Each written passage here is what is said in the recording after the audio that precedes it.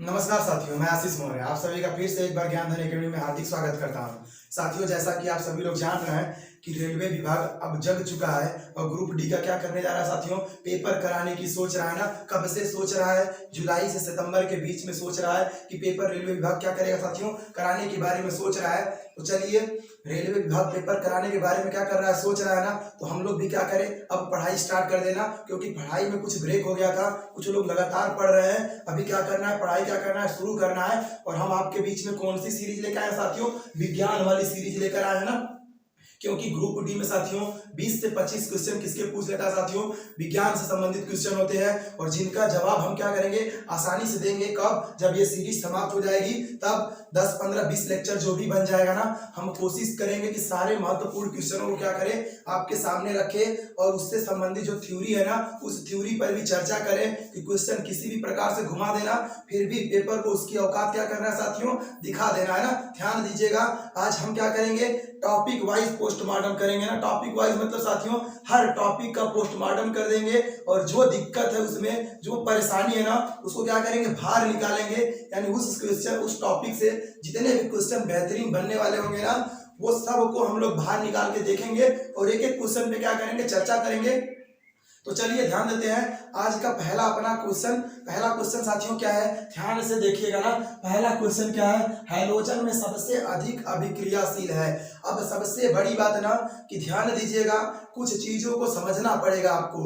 क्योंकि डायरेक्ट अभी आंसर बताएंगे, रट लेंगे, लेकिन फिर बाद में क्या होगा, घुमा देगा तो आप भी क्या करिएगा, घूम जाइएगा ना। ध्यान देते रहिएगा। तो क्या करेंगे साथियों, एक एक चीज को समझते चलेंगे। और हाँ साथियों, ध्यान दीजिएगा, हौसले क्या रखना है साथियों, बुलंद रखना है ना। और मंजिल तक एक दिन क्या होगा, पहुंचेंगे हम जरूर, चाहे जो हो जाए। जितनी भी दिक्कत मुश्किलें आएंगी ना, सबका सामना करते हुए मंजिल तक पहुंचेंगे जरूर। तो चलिए आगाज करते हैं आज के पहले क्वेश्चन का साथियों। क्या है, हाइड्रोजन में सबसे अधिक अभिक्रियाशील है। पहला चीज की हाइड्रोजन क्या होता है, ध्यान से समझिएगा। हम लोग जानते हैं, क्या जानते हैं साथियों, एक चीज आवर्त सारणी के बारे में ना। हाँ, आवर्त सारणी। जन्मदाता कौन है साथियों, आधुनिक आवर्त सारणी का जन्मदाता मोसले है ना। मोसले जो भी लिखा होगा दोनों सही है ना। हाँ, आधुनिक आवर्त सारणी का जन्मदाता कौन है साथियों, मोसले जी ना। ध्यान देना, उसी आवर्त सारणी में कुल कितने टोटल तत्व है साथियों, 118 तत्व है ना। इनको अलग अलग कैटेगरी वाइज क्या किया गया है, रखा गया है। अलग अलग कैटेगरी वाइज मतलब एस ब्लॉक के एलिमेंट अलग, पी ब्लॉक एलिमेंट अलग, डी ब्लॉक अलग और एफ ब्लॉक के एलिमेंट क्या है, अलग है। ध्यान दीजिएगा, तो इसी आवर्त सारणी में टोटल आवर्त कितने हैं साथियों, ध्यान दीजिए, आवर्त की संख्या है टोटल 7। ध्यान देते रहिए। और वर्ग है साथियों कितने, 18। ध्यान दीजिए, उसी आवर्त सारणी में कुल 7 आवर्त हैं और 18 वर्ग हैं। आवर्त मतलब साथियों, आवर्त मतलब ऐसे ऐसे लाइनें जो होंगी, खाने होंगे ना, ये आवर्त हैं। ध्यान दीजिएगा, ये क्या है, आवर्त। ऐसे ऐसे जो होंगे ऊर्ध्वाधर ना, ये क्या होंगे साथियों, वर्ग होंगे। तो ध्यान दीजिएगा, 1 नंबर से स्टार्ट होकर कहां तक चलेगा साथियों, 18 नंबर तक। 1 से कहां तक साथियों, 18 नंबर तक चलेगा। ध्यान दीजिएगा, और 18 के जस्ट पहले कौन सा होता है साथियों, 17 नंबर। ध्यान दीजिएगा, कौन सा नंबर होता है, 17 नंबर वाला वर्ग ना। और 17 नंबर वाले वर्ग के सभी तत्वों को क्या कहते हैं साथियों, यही नाम दिया गया ना। क्या नाम दिया गया, हैलोजन परिवार के तत्व बोला गया। ध्यान दीजिएगा, कौन से परिवार के तत्व, हैलोजन परिवार के तत्व। क्या खास बात है, इनकी खास बात क्या है साथियों, ध्यान दीजिएगा, इनकी जो खास बात है ना कि ये सभी क्या है साथियों, ऋणात्मक तत्व है। कैसे तत्व है साथियों, ऋणात्मक तत्व है ना। ध्यान दीजिएगा, सब कैसे तत्व है साथियों, ऋणात्मक तत्व है ना। सारे तत्व क्या है, ऋणात्मक है ना। ग्रुप 17 के जितने भी तत्व हैं सब क्या है साथियों, ऋणात्मक है। और ध्यान दीजिए, सबसे ऊपर कौन सा है साथियों, तो सबसे ऊपर है क्लोरीन, फिर है क्लोरीन, फिर है ब्रोमीन, फिर है आयोडीन। ध्यान दीजिएगा, 4 को देख ले रहे हैं। सबसे ऊपर कौन सा साथियों, क्लोरीन, फिर है क्लोरीन, फिर है ब्रोमीन और फिर है आयोडीन। एटॉमिक नंबर यानी परमाणु क्रमांक कितना होता है, ध्यान दीजिएगा, इसका होता है 9 साथियों, इसका होता है 17 और इसका होता है साथियों 35 और इसका होता है साथियों 53। ध्यान दीजिएगा, 53 ना। हाँ, 18 जोड़ दीजिएगा, क्योंकि 18 वर्ग है ना। जस्ट नीचे जाएंगे 18 जुड़ जाएगा। ध्यान दीजिएगा, तो 35 में जैसे ही आप 18 जोड़ दीजिएगा ना, 35 में 18 जोड़ेंगे तो साथियों कितना हो जाएगा, 53 हो जाएगा ना। ध्यान दीजिएगा, अभी ध्यान समझिए, जो सबसे ऊपर होगा ना, किसी भी वर्ग में जो सबसे ऊपर रहता है ना साथियों, ध्यान दीजिएगा, वो सबसे ज्यादा अभिक्रियाशील होता है ना, सबसे ज्यादा अभिक्रियाशील होता है। तो सोचिएगा कि हाइड्रोजन परिवार के तत्व, देखिए क्वेश्चन कितने बनेंगे वो समझिए। हाइड्रोजन परिवार का तत्व कौन सा ग्रुप होता है साथियों? 17 नंबर। सबसे पहला तत्व इस ग्रुप का कौन सा है? फ्लोरीन है ना, ध्यान दीजिएगा। और जो सबसे पहला तत्व है ना, वही सबसे ज्यादा क्या है? अभिक्रियाशील है ना, मतलब जिसके साथ जुड़ेगा ना तुरंत क्या कर लेगा साथियों? क्रिया कर लेगा। तो ऑप्शन कौन सा सही हो जाएगा साथियों? फ्लोरीन। ध्यान दीजिएगा, क्लोरीन परमाणु क्रमांक कितना साथियों बताया अभी? क्लोरीन का 17 हो गया। ध्यान दीजिए, क्लोरीन का परमाणु क्रमांक 17, यहाँ साइड में लिख दे रहा है 17, है ना। अब फ्लोरीन का हो गया साथियों 9, है ना। और ब्रोमीन का हो गया साथियों 35, और आयोडीन का हो गया साथियों कितना? 53। ध्यान दीजिए, इसी आयोडीन की कहानी है ना, आयोडीन की कहानी है। इससे एक पेपर में क्वेश्चन क्या करता है साथियों? छप जाता है। क्या छपता है? ध्यान से समझिएगा, है ना, कि आयोडीन के कौन से समस्थानिक का उपयोग, है ना, घेंघा रोग के उपचार में कहते हैं। घेंघा यानी गले का क्या करना साथियों? फूल जाना ना, फूल जाएगा गला गुब्बारे जैसा ना। हाँ, वही होता है, आयोडीन की कमी है ना। ध्यान से समझिएगा क्या होता है, समझिएगा ध्यान से। आयोडीन के कितने समस्थानिक साथियों? टोटल बहुत ज्यादा है इसके समस्थानिक ना, 37 हैं। कैठो हैं टोटल समस्थानिक? 37 समस्थानिक कितने साथियों? आयोडीन के। पॉइंट समझते चलिएगा, कितने समस्थानिक है? 37। अगर चीजें ना समझ में आ रही हो ना साथियों, नोट कर लिया करिए ना, पेन पेपर लेके क्या करिए? नोट कर लीजिए, क्योंकि बहुत चीजें बताएंगे जो डायरेक्ट कहीं ना कहीं पेपर में छपेंगे या छपने वाले क्वेश्चन होंगे। समझते चलिएगा, क्योंकि ग्रुप डी ना, ग्रुप डी को चुटकियों में निकाल लेना है। क्यों? क्योंकि ये सीरीज आपको क्या करना है? पूरी शिद्दत से लेनी है ना, पूरी शिद्दत से लेनी है। ध्यान दीजिएगा, तो ध्यान दीजिए, आयोडीन के कितने समस्थानिक है? 37 है। इसका एक मेन वाला समस्थानिक है कौन सा साथियों?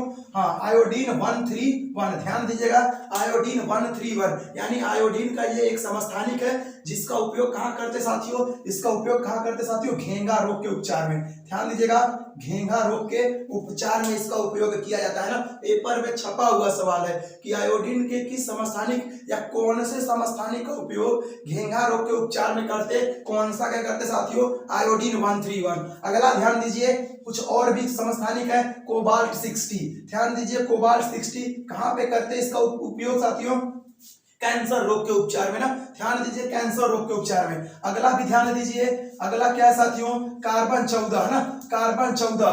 कार्बन के दो समस्थानिक, कार्बन 12 और कार्बन 14। कार्बन 14 का उपयोग कहां करते साथियों? कार्बन डेटिंग प्रणाली। कौन सी प्रणाली?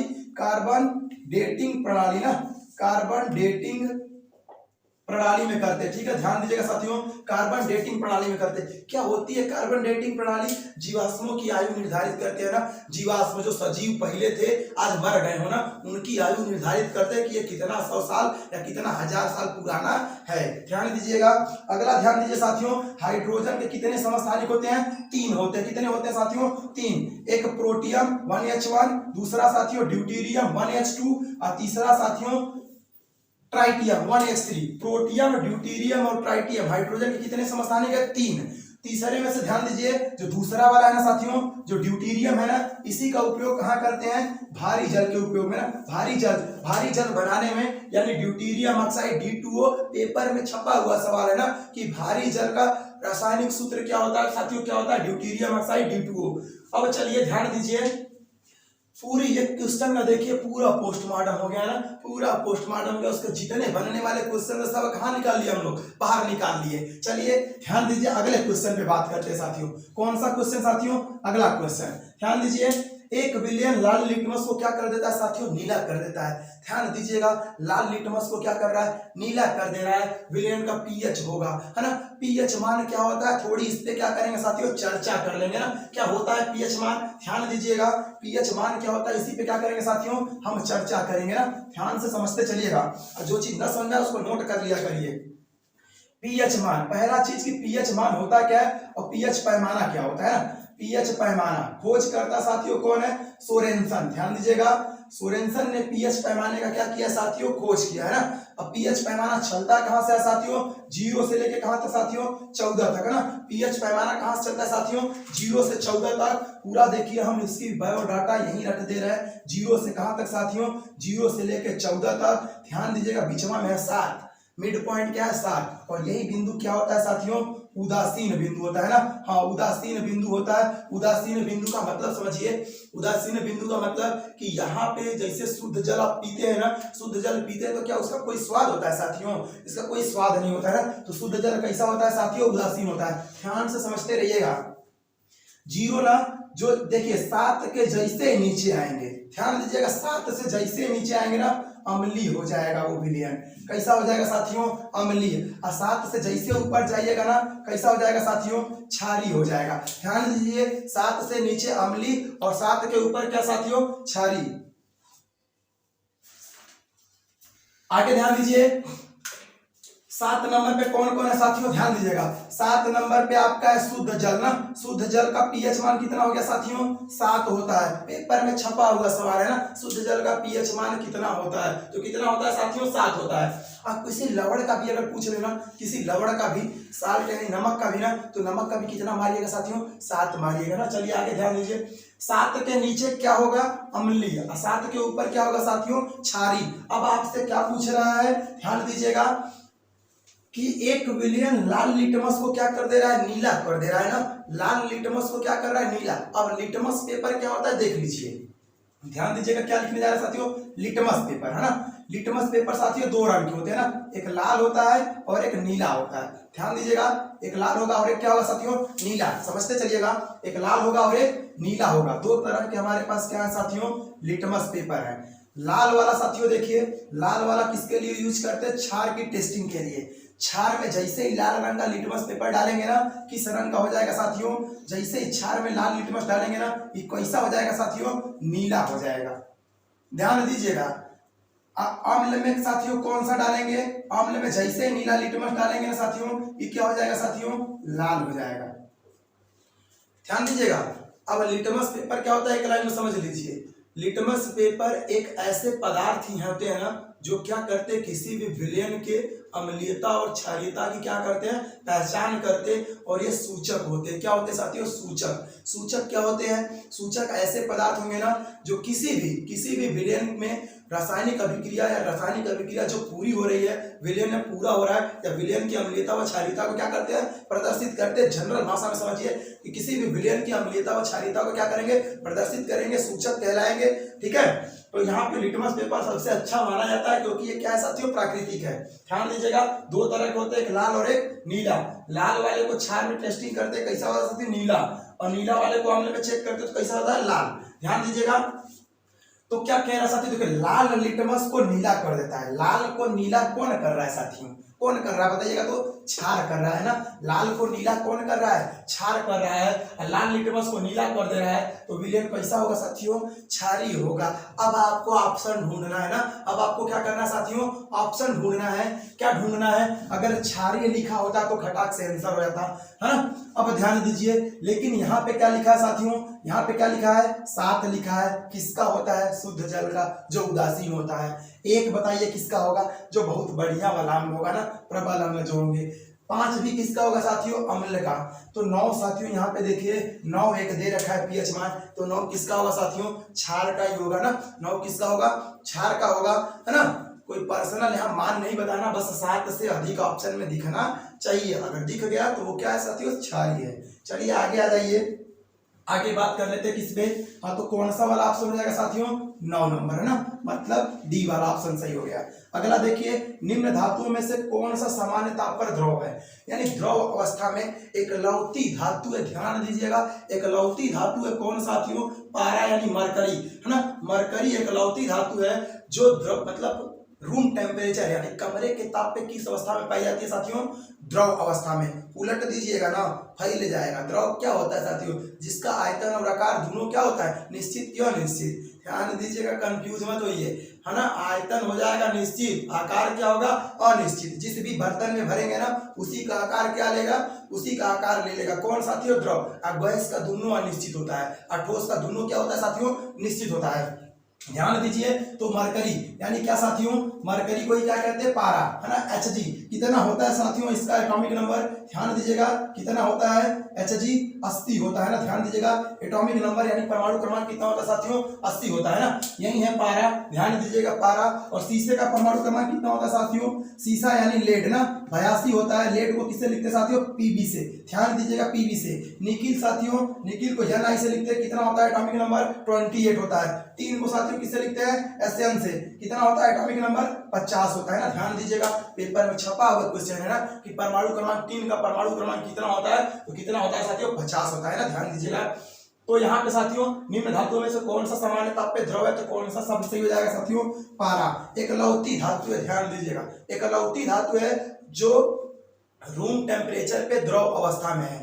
और अधातुओं में आप लोग कमेंट करके बता दीजिएगा तो कमेंट बॉक्स में कि अधातुओं में कौन है जो द्रव अवस्था में पाई जाती है ना। अधातुओं में ध्यान दीजिएगा, अधातुओं में कौन है जो द्रव अवस्था में पाई जाती है। अगला क्वेश्चन पे बात करते हैं। क्वेश्चन नंबर कौन सा साथियों, 4 नंबर। घरेलू ईंधन के रूप में प्रयुक्त एलपीजी में मुख्यतः कौन सी गैस होती है ना। ध्यान दीजिएगा घरेलू गैस मतलब समझ रहे हैं, घरेलू गैस भाई एलपीजी जो सिलेंडर हम लोग लेके आते हैं, है ना, इंडियन वाला एचपी वाला, उसी सिलेंडर में ना कौन कौन सी गैस मुख्य, देखिए पहला होना ना कौन कौन सी गैस भरी होती, तब आंसर कुछ और होता। मुख्य रूप से कौन होती वो चीज हम लोग देख रहे हैं। पहला चीज ध्यान दीजिएगा आप लोग कि जितनी भी प्राकृतिक गैसें हैं ना साथियों, इनका कोई महक नहीं होता, मतलब ये बिल्कुल भी नहीं महकती हैं। फिर भी एलपीजी गैस जब घर में लीक करता है तो क्या होता है साथियों, महकता है। पेपर में छपा हुआ सवाल है कि एलपीजी गैस में महक कौन से पदार्थ के कारण आती है ना, तो नोट कर लीजिएगा कॉपी में, एथिल मरकैप्टन। क्या लिखेंगे साथियों, एथिल मरकैप्टन, गंध का कारण, है ना, गंध का कारण कौन है साथियों, एलपीजी में, एलपीजी में गंध का कारण एथिल मरकैप्टन। ध्यान दीजिएगा पेपर में छपा हुआ सवाल है, एथिल मरकैप्टन, है ना। एथिल मरकैप्टन क्या है साथियों, ये एलपीजी गैस में मिलाया जाता है। क्यों मिलाया जाता है, क्योंकि हम अभी बताएं प्राकृतिक गैसों का कोई गंध नहीं है। और जब गंध नहीं है ना, सोचिएगा गंध नहीं है ना, और रूम में मान लीजिए किचन में गैस क्या होने लगा साथियों, लीक होने लगा। क्या होने लगा, लीक होने लगा। और जब लीक होगा ना तो गैस रूम भर क्या हो चुकी होगी साथियों, फैल गई होगी, और वो महक तो रहा नहीं है। पता चला आप किचन में गए और क्या किए, माचिस या लाइटर अपना जला दिए ना, तो पूरा किचन भर गैस भरी है, तुरंत क्या होगा साथियों, आग लग जाएगी ना। इसीलिए कंपनी वालों ने क्या किया, उसमें ये पदार्थ मिला दिया, एथिल मरकैप्टन, जो बहुत तेजी से महकता है, जिसकी गंध बहुत तेज होती है ना। अगर निकला भी यहाँ भी ना तो कुछ दूर 10-20 मीटर दूरी तक क्या हो, आसानी से सूंघने में पता चल जाए ना कि गैस क्या हो रही है, लीक कर रही है। तो हमारा क्वेश्चन क्या था साथियों, ध्यान दीजिए कि घरेलू ईंधन में प्रयुक्त एलपीजी में मुख्यतः कौन सी गैस होती है, तो साथियों कौन सी होती है, ब्यूटेन होती है। इसमें मिला है तो मेथेन भी जाता है। ध्यान दीजिए कौन कौन सी गैस साथियों, ब्यूटेन प्लस मेथेन, है ना। लेकिन ध्यान दीजिए मुख्य रूप से कौन है साथियों, ब्यूटेन है ना। ध्यान दीजिए कौन है, मुख्य रूप से ब्यूटेन है। अच्छा, मेथेन गैस की अगर बात कर ले, मेथेन गैस का आणविक सूत्र क्या होता है साथियों, CH4 ना, CH4 होता है मेथेन गैस। क्या कहते हैं इसको, इसी गैस को एक नाम देते हैं, कौन सी गैस साथियों, मार्स गैस ना, मार्स गैस इसको कहते हैं। क्यों कहते हैं साथियों, क्योंकि सड़े गले दलदली स्थानों से क्या होती है, निकलती है, इसी कारण इस गैस का नाम क्या रखा गया, मार्स गैस। और सूत्र आपके सामने लिख दिए हैं CH4। अगला देखिए प्रोपेन, है ना, प्रोपेन C3H8, है ना। ध्यान दीजिएगा प्रोपेन हो गया C3H8, इसका आणविक सूत्र ये याद रखिएगा। और एथिलीन को साथियों क्या कहते हैं, ध्यान दीजिएगा क्या कहते हैं, एथिलीन को C2H4, है ना, C2H4। ये किसका हो गया साथियों, ये हो गया एथिलीन का आणविक सूत्र। तो उम्मीद करते हैं कि ये भी आपको क्या हुआ होगा, समझ में आ गया होगा कि एलपीजी गैस, अच्छा एलपीजी का फुल फॉर्म क्या होता है साथियों, लिक्विफाइड पेट्रोलियम गैस ना, लिक्विफाइड पेट्रोलियम गैस होती है। कौन कौन सी गैस, ब्यूटेन प्लस मेथेन, मुख्य रूप से कौन सा साथियों, ब्यूटेन। चलिए आगे आ जाते हैं, तो इसका आंसर कौन सा सही हो गया साथियों, ब्यूटेन। 5 नंबर की बात कर लेते हैं साथियों, भोपाल गैस त्रासदी निम्नलिखित में से किसके रिसाव के कारण हुई ना। ध्यान दीजिएगा भोपाल कहाँ पे है साथियों? मध्य प्रदेश की राजधानी ना, मध्य प्रदेश की राजधानी क्या है साथियों? भोपाल। ध्यान दीजिएगा, भोपाल में साथियों 2 दिसंबर वाली रात को ना, कितने दिसंबर वाली रात को साथियों? 2 दिसंबर। कौन सा सन साथियों? 1984। कौन सा सन साथियों? 1984, यानी 2 दिसंबर। ध्यान दीजिएगा, कौन सा दिसंबर साथियों? 2 दिसंबर, यहां से देखिए लिख दे रहा है ना, 2 दिसंबर 1984 है ना। इसी सन को साथियों क्या हुआ, एक कंपनी थी ना, कौन सी कंपनी थी? यूनियन, हाँ ध्यान दीजिए, यूनियन कार्बाइड इंडिया लिमिटेड है ना, ये एक कंपनी थी है ना, जो भारत में क्या करती थी साथियों? MIC ना, हाँ MIC मिथाइल आइसोसाइनाइड का क्या करती थी? निर्माण करती थी ना। कृषि कार्य हेतु इसका क्या होता था साथियों? निर्माण होता था। क्या होता था ना, पहले फसल कम होती थी, कीट पतंगे क्या होते थे? फसल को खा जाते थे ना, तो जहर के रूप में इसका छिड़काव किया जाता था किस पे? फसल पे, है ना, किसका? मिथाइल आइसोसाइनाइड का। तो ये कंपनी थी कौन सी? यूनियन कार्बाइड इंडिया लिमिटेड ना, जो क्या करती थी साथियों? भोपाल में एक फैक्ट्री बैठाई है ना, भोपाल में एक फैक्ट्री बैठाई और उसी पे काम करना क्या की साथियों? शुरू कर दी ना, और यही चीज उसमें बनने लगा। ध्यान दीजिएगा, बनने लगा, और 2 दिसंबर वाली रात को 1984 को ना, इसी में क्या हो गया साथियों? लीकेज हो गया, लीक हो गया इसके प्लांट में ना, गैसें लगी निकलने। और 2 दिसंबर रात में जो सोया ना भोपाल में साथियों, वो तो वही जानता है, क्योंकि जो सोया वो अगले दिन उठ नहीं पाया ना, अगले दिन उठ नहीं पाया। ध्यान दीजिएगा, तो कौन सी गैस निकली थी साथियों? Methyl isocyanide. ध्यान दीजिएगा, कौन सी गैस? Methyl isocyanide. कहां पे है? भोपाल में हुआ साथियों। कौन सी कंपनी थी? यूनियन कार्बाइड इंडिया लिमिटेड, है ना। ध्यान दीजिए, कौन सी गैस? MIC methyl isocyanide. कितने तारीख को? 2 से 3 दिसंबर। 2 दिसंबर रात में घटी, 3 दिसंबर को सबको सूचना पता चली, तो 3 दिसंबर भी लिखा रहता है, कोई टेंशन नहीं। तो 2 दिसंबर 1984 को यह घटना घटी थी। तो ध्यान दीजिए, अगला साथियों कार्बन मोनोऑक्साइड CO, इसका फार्मूला होता है। ध्यान दीजिएगा, नाइट्रिक ऑक्साइड साथियों NO, इसका सूत्र होता है। ध्यान दीजिए, नाइट्रिक ऑक्साइड और नाइट्रस ऑक्साइड में अंतर है साथियों। नाइट्रस ऑक्साइड को साथियों क्या कहते हैं? N2O। ध्यान दीजिएगा, N2O यही क्या है साथियों? Laughing gas. कौन सी गैस साथियों? लाफिंग गैस है ना, लाफिंग गैस वही हंसने वाली गैस। सूंघ लेंगे ना, हंसते रहिएगा, पागलों जैसा, पागल घोषित कर दिए जाएंगे ज्यादा हंसेंगे तो थोड़ा कम हंसिएगा ना। ध्यान दीजिएगा, तो नाइट्रस ऑक्साइड कौन सी हो गई साथियों? N2O नाइट्रस ऑक्साइड, और नाइट्रिक ऑक्साइड साथियों NO। ISO2 क्या है साथियों? Sulphur dioxide. चलिए आगे बात करते हैं साथियों किस पे?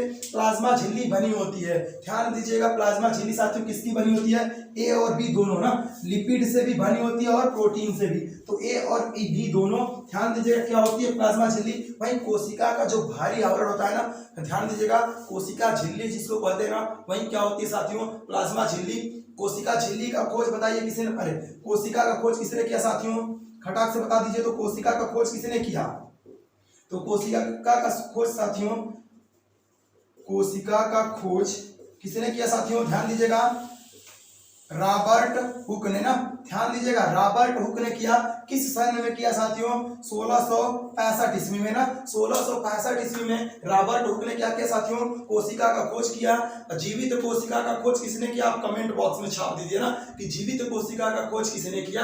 तो रॉबर्ट हुक ने कोशिका के साथियों खोज किया, और जो उसकी झिल्ली होती है ना, कोशिका की झिल्ली, वो दोनों से मिलकर बनी होती है, प्रोटीन और लिपिड से। प्रोटीन का निर्माण कहाँ पे होता है साथियों? कोशिका के अंदर प्रोटीन का निर्माण कहाँ पे होता है? तो ध्यान दीजिएगा, राइबोसोम है ना। राइबोसोम क्या करता है साथियों? प्रोटीन का निर्माण करता है, और इसी कारण इसको क्या कहते हैं? प्रोटीन की फैक्ट्री बोलते हैं। ध्यान दीजिएगा, प्रोटीन की फैक्ट्री बोलते हैं किसको साथियों? राइबोसोम को, है ना। राइबोसोम को क्या बोलते हैं साथियों? प्रोटीन की फैक्ट्री बोलते हैं, क्योंकि प्रोटीन का निर्माण कहाँ पे होता है? राइबोसोम में। ध्यान दीजिएगा, राइबोसोम को पैलाडे पार्टिकल भी बोलते हैं। सबसे छोटा कण क्या है? राइबोसोम। ध्यान दीजिएगा, सेलुलोज का क्या बना होता है? कोशिका भित्ति। ध्यान दीजिएगा, कोशिका भित्ति किस चीज की बनी होती है? सेलुलोज। और कोशिका भित्ति केवल किस में पाई जाती है? पादप कोशिकाओं में, यानी पेड़ पौधों में। ध्यान दीजिएगा, पेड़ पौधों में कोशिका भित्ति पाई जाती है, और कोशिका भित्ति किस चीज की बनी होती है? सेलुलोज की। तो ध्यान देंगे, कौन सा ऑप्शन सही हो गया साथियों? A और B दोनों ऑप्शन सही हो गया प्लाज्मा झिल्ली के लिए। अगला ध्यान दीजिए, सर्वधाता रक्त समूह। पहली बात की है, सर्वधाता रक्त समूह का खोज करता कौन था साथियों? Karl Landsteiner. ध्यान दीजिएगा, कार्ल लैंड स्टीनर, है ना। कार्ल लैंड स्टीनर क्या खोजे थे साथियों? रक्त समूह का खोज किसने किया? कार्ल लैंडस्टीनर, है ना। ध्यान दीजिएगा कौन से सन में किया? तो 1909, है ना। हाँ 1901 में, ध्यान दीजिएगा 1901 में कार्ल लैंडस्टीनर ने साथियों किसका खोज कर दिया? रक्त समूह का। अब ध्यान दीजिए कितने होते हैं? 4 होते हैं। ए होता है, बी होता है, ए बी होता है और ओ होता है ना।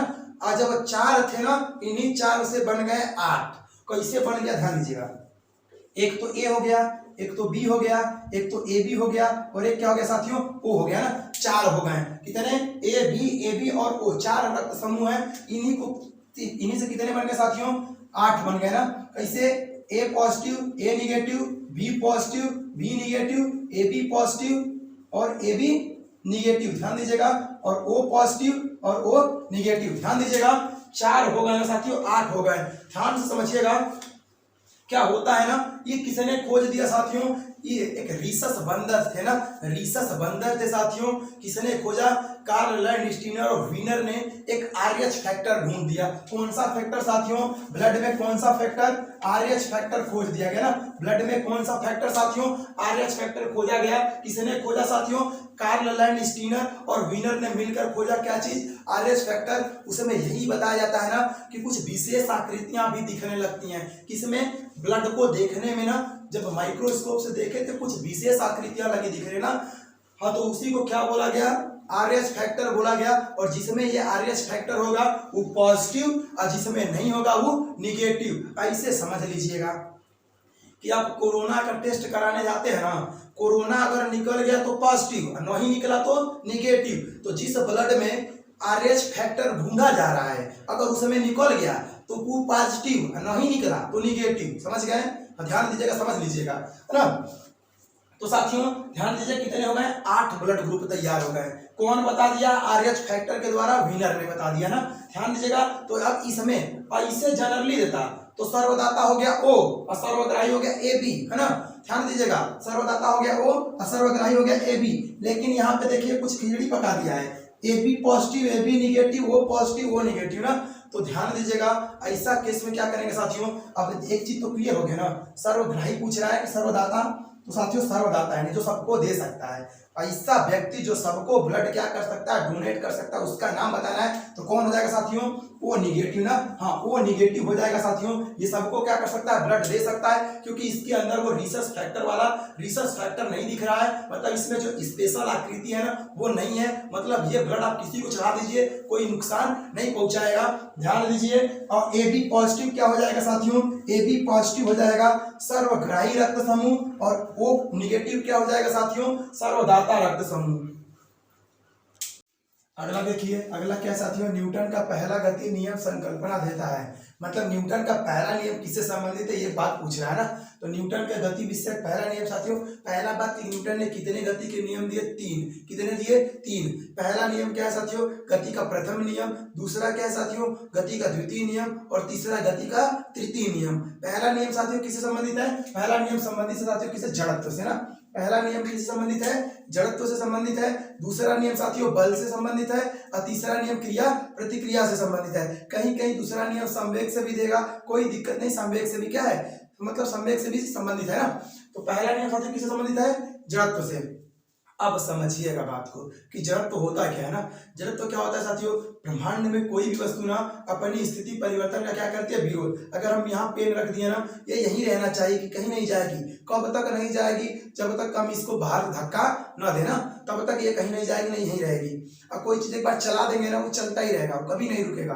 कब तक चलता रहेगा? जब तक कि उसको कोई बाहर से बल लगा के रोका ना जाए।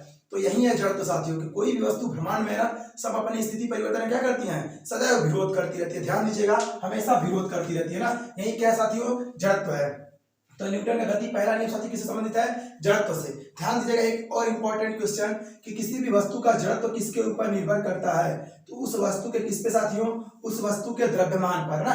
उस वस्तु के द्रव्यमान पे जड़त्व क्या करता है साथियों? निर्भर करता है। पहला नियम बता दिए जड़त्व से, दूसरा नियम बल से और तीसरा नियम क्रिया प्रतिक्रिया से संबंधित है। ध्यान दीजिएगा द्रव्यमान की यूनिट क्या होती है साथियों? किलोग्राम ना।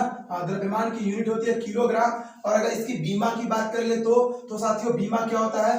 बीमा यम होता है ना, मास यानी बीमा होता है। चलिए ध्यान दीजिए आगे।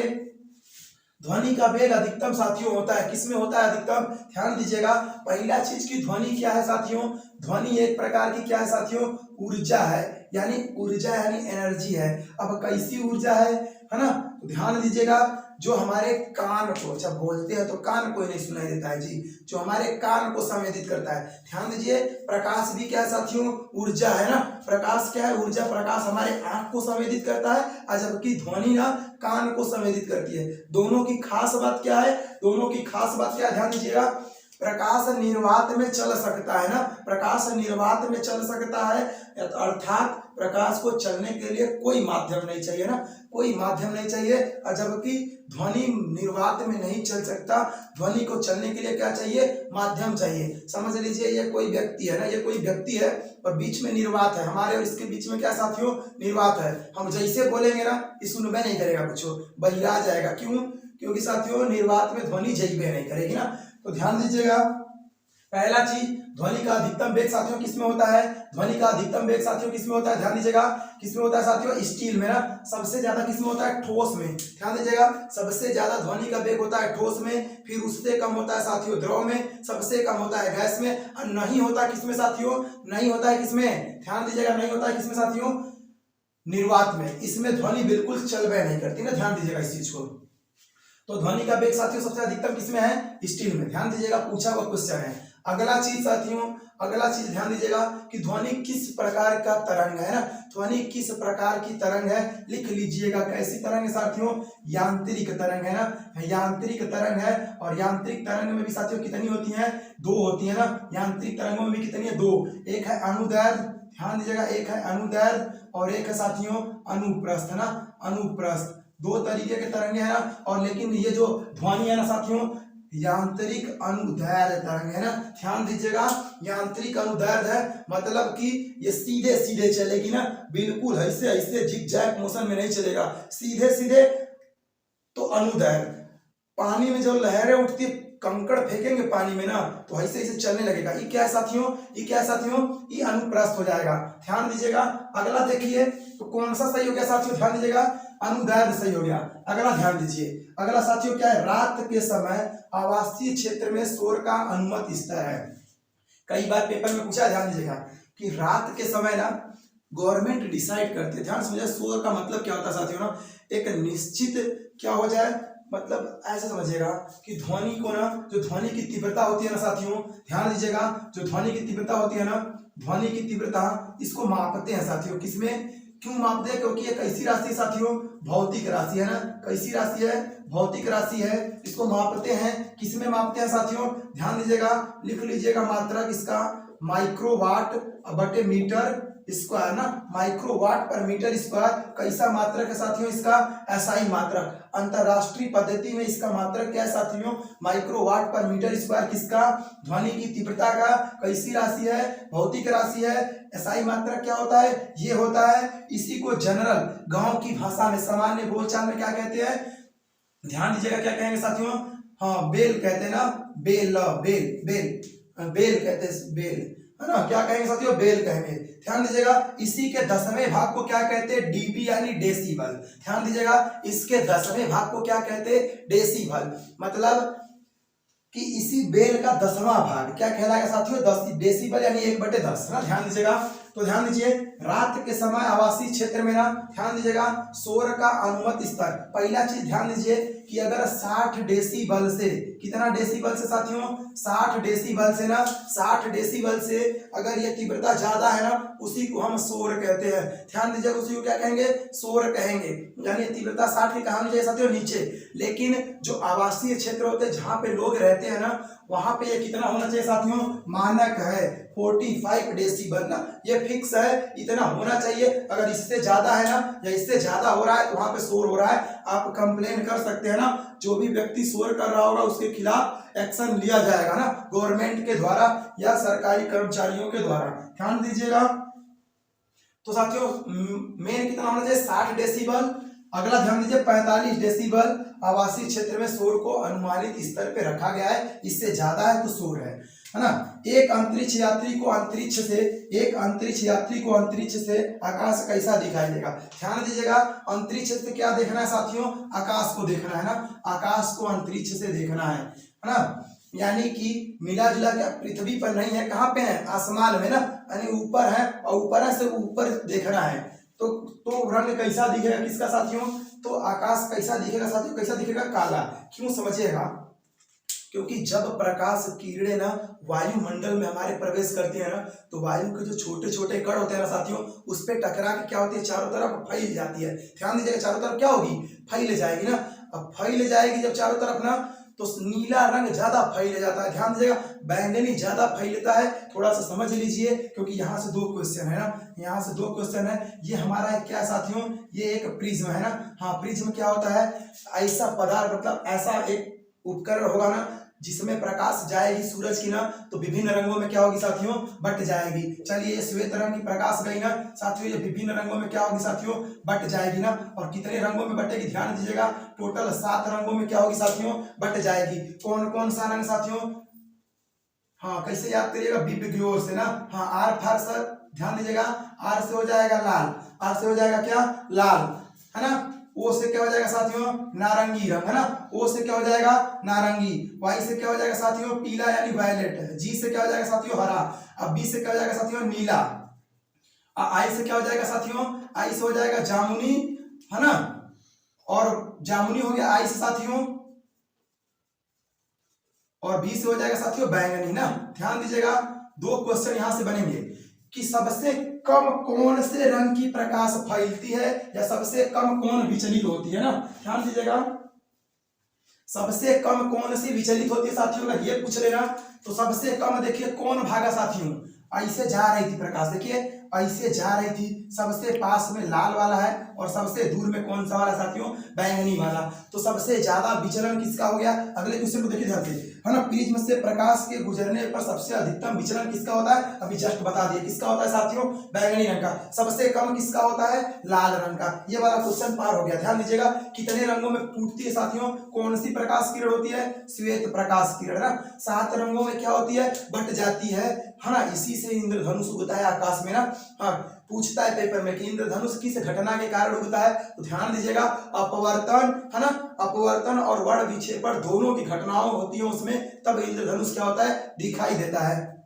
अगला देखिएगा जो हम लोगों क्वेश्चन कि एक अंतरिक्ष यात्री को अंतरिक्ष में आकाश कैसा दिखाई देगा। ध्यान दीजिएगा, जब ऊपर छोटे छोटे कणों पे प्रकाश क्या करती है साथियों, टकराती है, तो क्या करती है, फैल जाती है ना। फैल जाती है मतलब चारों तरफ छिटा जाती है। ये घटना क्या कहलाती है, प्रकीर्णन कहलाता। क्या कहलाता साथियों, प्रकीर्णन, यानी प्रकाश का किसी छोटे कण पे टकरा के चारों तरफ क्या करना, फैल जाने की घटना प्रकीर्णन है। और सबसे ज्यादा कौन से रंग का होता है साथियों, सबसे ज्यादा होता है बैंगनी रंग का। ध्यान दीजिएगा, लिखते चलिए, प्रकीर्णन सबसे ज्यादा किसका, बैंगनी रंग का, यानी बैंगनी रंग वाला प्रकाश ज्यादा फैल जाएगा। और जबकि सबसे कम प्रकीर्णन किसका साथियों, लाल रंग का। लाल रंग का प्रकीर्णन क्या होता है साथियों, सबसे कम होता है ना। ये मतलब जल्दी नहीं फैलेगा। इसीलिए देखिएगा आप लोग कि जो सिग्नल होते हैं ना, जो सिग्नल होते हैं, हाँ रेलवे पे जितने सिग्नल होते हैं ना, सब देखेंगे लाल लाल कलर का होगा, है ना। लाल कलर की घड़ी भी होगी, क्यों, ताकि वो दूर से दिखे, क्योंकि वो फैलेगा नहीं। लेजर लाइट देखे होंगे, लाल रंग का देखिए प्रकाश होता है, लाल रंग जल्दी फैलता नहीं है। ध्यान दीजिएगा, इसका मतलब लाल रंग का प्रकीर्णन क्या है साथियों, कम है, और जबकि बैंगनी रंग का क्या है, अधिका है। तो अब देखिए ध्यान से, अंतरिक्ष में आया ना, अंतरिक्ष में ही देख रहा है व्यक्ति, ऊपर ही, वायुमंडल में नहीं है वो। और जब वायुमंडल में नहीं है, तो जब ऊपर ताकेगा ना, तो कैसा दिखेगा, वायु चूंकि है या नहीं है, चूंकि धूल के कण है या नहीं है, तो प्रकाश कहीं प्रकीर्णित होगी ही नहीं, यानी प्रकाश कहीं नहीं फैलेगी। और कहीं नहीं फैलेगी तो कैसा दिखेगा जी, काला रंग दिखेगा, क्योंकि कोई रंग फैला ही नहीं, है ना। तो कैसा हो जाएगा साथियों, काला रंग। ध्यान दीजिएगा। और लेकिन अगर यही क्वेश्चन पूछता पृथ्वी से देख रहा है आकाश को, तो कैसा साथी होता, नीला रंग। ध्यान दीजिएगा। अगला ध्यान दीजिए, विद्युत शक्ति की इकाई क्या है साथियों, विद्युत शक्ति। शक्ति खत्म हो गई, वाट लग गई। क्या लग गई, वाट लग गई साथियों। शक्ति खत्म, वाट लग गई। क्या लग गई, वाट लग गई। तो विद्युत शक्ति का मात्रा क्या हो गया साथियों, वाट हो गया। ध्यान दीजिएगा, एक अश्व शक्ति पूछा होगा क्वेश्चन, एक अश्व शक्ति बराबर कितने वाट साथियों, 746 वाट। ध्यान दीजिएगा, अश्वशक्ति भी किसका मात्रक है? इसी विद्युत शक्ति का ही मात्रक है। कूलाम किसका मात्रक होता है साथियों? आवेश का मात्रक होता है कूलाम। ध्यान दीजिएगा, वोल्ट किसका होता है साथियों? विभवांतर या विभव का मात्रक होता है वोल्ट। एम्पियर किसका होता है साथियों? विद्युत धारा का मात्रक होता है क्या? एम्पियर। ध्यान दीजिएगा, प्रिज्म से प्रकाश के गुजरने पे सबसे अधिकतम विचलन किसका होता है? अभी जस्ट बताया, बैंगनी रंग का। आई होप साथियों कि आपको ये क्लास क्या हुआ होगा, बहुत पसंद आया होगा। अगर पसंद आया है ना, कमेंट बॉक्स में जरूर बताइएगा। और साथियों अगर वीडियो पसंद आया तो अपने साथियों के साथ भी क्या करिएगा, शेयर करिएगा। हम ऐसे ही डेली एक सीरीज लेके आते रहेंगे, एक लेक्चर लेके आते रहेंगे, पूरे विज्ञान का क्या करेंगे, पोस्टमार्टम कर देंगे। और हमने देखिए कुल 13 क्वेश्चन केवल कराए ना, 13 क्वेश्चन कराए, 40-45 मिनट हो गया। सोचिएगा हम कितना चीज इसमें बताए होंगे, कितना कुछ बताए होंगे। अगर आप चाहेंगे ना, नोट्स बनाएंगे ना, तो हम आपको सैकड़ों क्वेश्चन बता दिए ना, 100 सवाल से भी ज्यादा बता दिए। तो आई होप आपको क्लास क्या होगा, बहुत पसंद आया होगा। चैनल पे अगर नए हैं ना साथियों, जरूर चैनल को सब्सक्राइब करिएगा। हम डेली आपके लिए एक श्रृंखला वाली ये वीडियो लेके आते रहेंगे। तो मिलते हैं साथियों अगले वीडियो में, तब तक के लिए धन्यवाद।